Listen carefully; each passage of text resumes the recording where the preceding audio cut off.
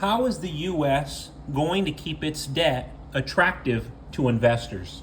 Good evening, folks, and welcome back to another episode of Silver Dad Knows. Remember, always live with no edits. If this is your first time here, hit that subscribe button now, as you're going to like what I'm about to say.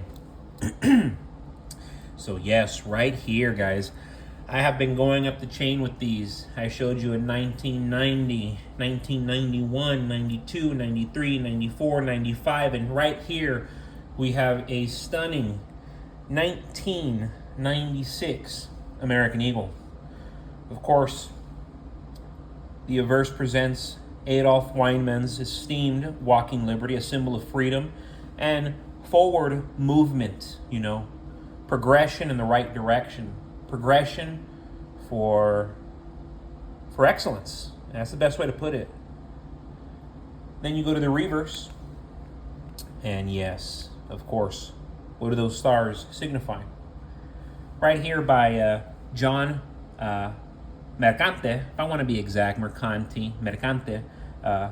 This is his design, and we see a grand eagle under 13 stars, representing the original 13 colonies. 1996 American Eagles are especially valued within the series for their limited availability and appeal to collectors, with the mintage of 3.6 million coins at the Philadelphia Mint. Precisely minted at the Philadelphia Mint, these coins typically come without a mint mark, continuing the tradition for bullion silver eagles until 2021.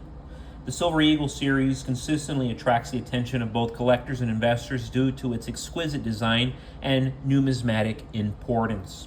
I'm currently seeing these as low as $45 with free shipping. Of course, $45 with free shipping.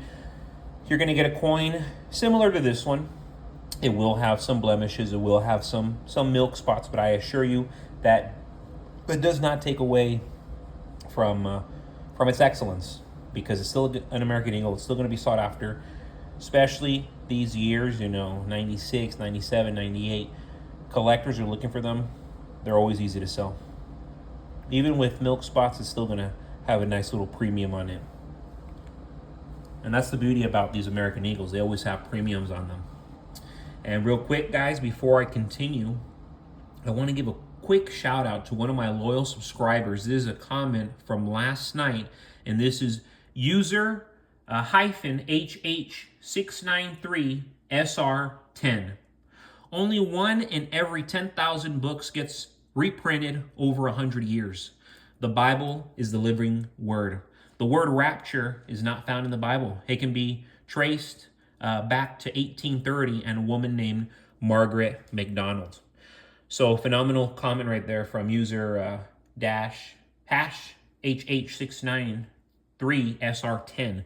So I actually discussed this comment, and I even saw Veritas Files put a nice comment there. I also read that one. That's just a little bit lengthy. That's the only reason why I didn't share it, but please check it out in the comments, Veritas Files.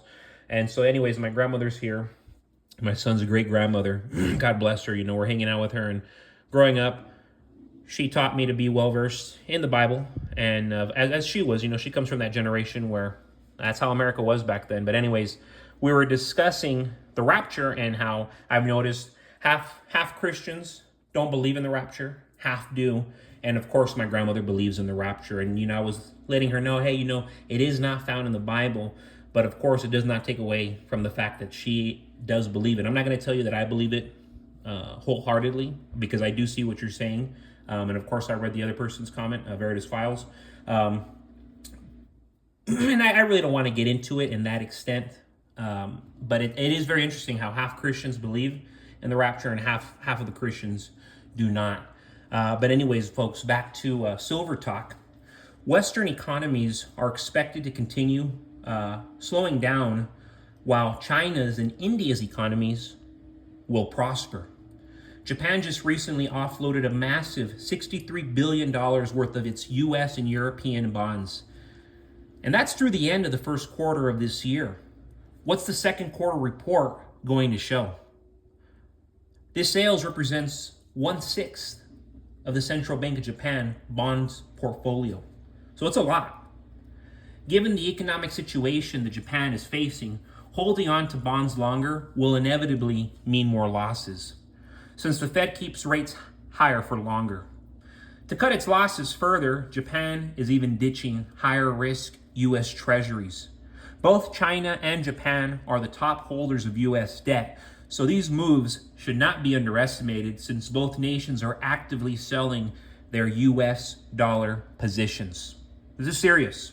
They're diversifying with lower risk hard assets like gold and silver. Physical. And of course, corporate investments. There's no doubt that this trend will continue. How is the U.S. Going to keep its debt attractive to investors? The Federal Reserve is almost out of options other than hiking interest rates to provide a better return. BRICS now holds over 33% of the world's GDP.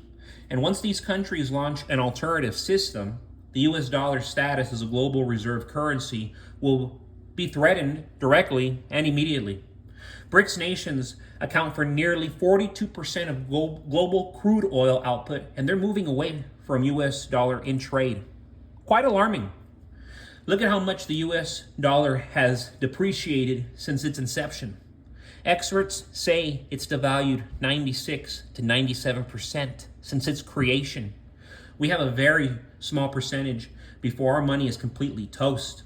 We can thank the Federal Reserve, the same institution that was meant to preserve the purchasing power of the US dollar. And of course, do not want to forget, this is one of my absolute famous pieces that I just adore. Even though the United States had no real need for a large dollar coin at the start of the 1970s, the gaming industry developed an acute need to find a replacement for the silver dollars it used because it was feeding tens of thousands of slot machines. This need and the recent passing of beloved war hero turned president Dwight D. Eisenhower presented Congress with an opportunity to cater to the needs of the industry.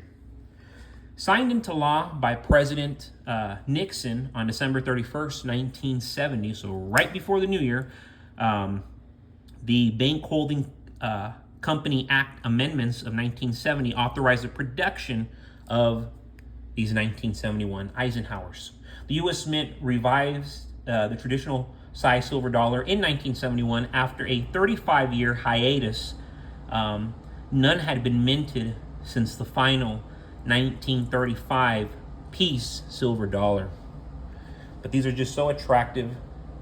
And even today in 2024, very modern. You look at it and that's a modern coin. Who is that guy? The generation today, who is that? And of course, the reverse, very, very awesome.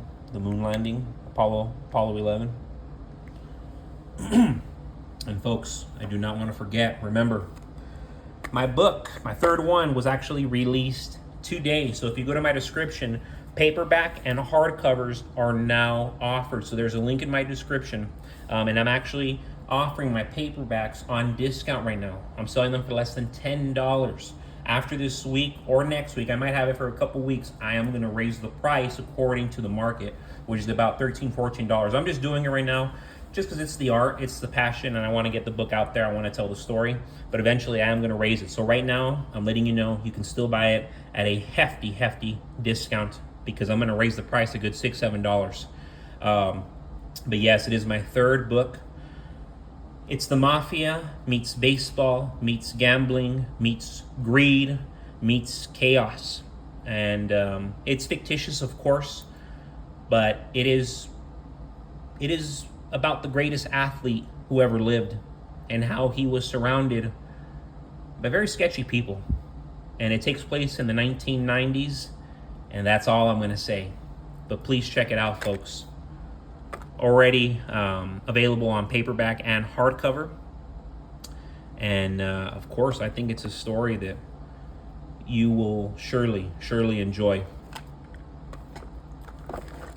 It's a little under 50,000 words, a legit novel. So nothing long. You could probably finish this in about 4 to 5 hour setting, depending how fast you read. But as always, folks, this is Silver Dad Knows.